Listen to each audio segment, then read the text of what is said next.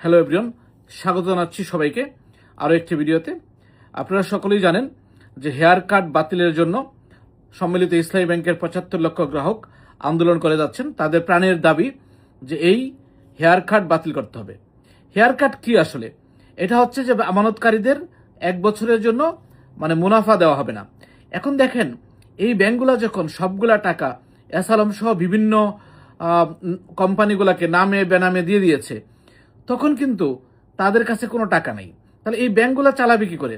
চালানোর জন্য যে সাধারণ আমানতকারীরা, যাদের প্রায় ১,৬০,০০০ কোটি টাকা রয়েছে, সেই ১,৬০,০০০ কোটি টাকার থেকে যদি ৮% করে কেটে নেয়, তার মানে তার অর্থ দাঁড়াবে প্রায় ১২,৮০০ কোটি টাকা।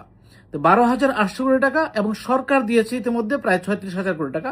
এই সবটুকু টাকা মিলে বাস্তবে ব্যাংকগুলা তাদের পরিচালন ব্যয় মেটাচ্ছে। আদতে কিন্তু এই ব্যাংকগুলা এখন আর কোনো ব্যবসাই করতে পারছে না, যেহেতু ব্যাংকগুলা এই সাধারণ গ্রাহকদেরকে তাদের স্বাভাবিক লেনদেনের সুযোগ করে দিচ্ছে না। তাহলে ব্যাংকের ইনকামটাও কিন্তু কমে যাচ্ছে।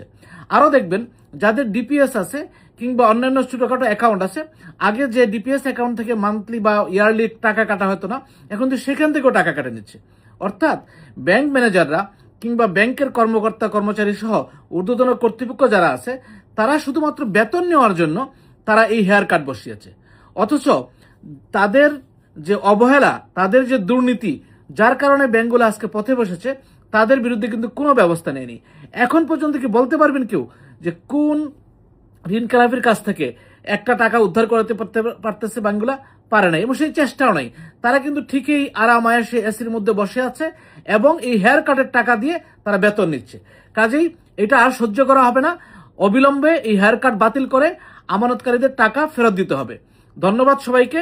সবাই ভিডিওটা শেয়ার করবেন এবং সবাইকে বলবেন যে তাদের নিজস্ব ব্যাংকে গিয়ে তাদেরকে চাপ দিতে হবে এবং এই টাকা ফেরত নেওয়ার জন্য চেষ্টা করতে হবে।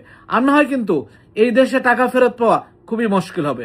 ধন্যবাদ সবাইকে। ভালো থাকবেন, সুস্থ থাকবেন।